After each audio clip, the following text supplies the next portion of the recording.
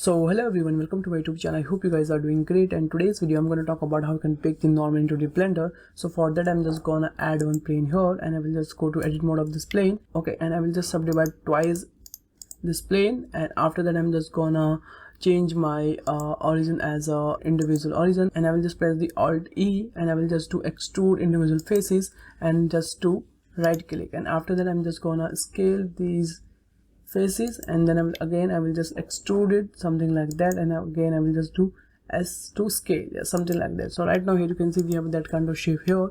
Now again I will just add one plane here, and now what I will do, I'm just gonna split this window, and I will just change this window as a shader editor, yeah, something like that. And here I will just add one new material, yeah, and here I will just add one new image texture also.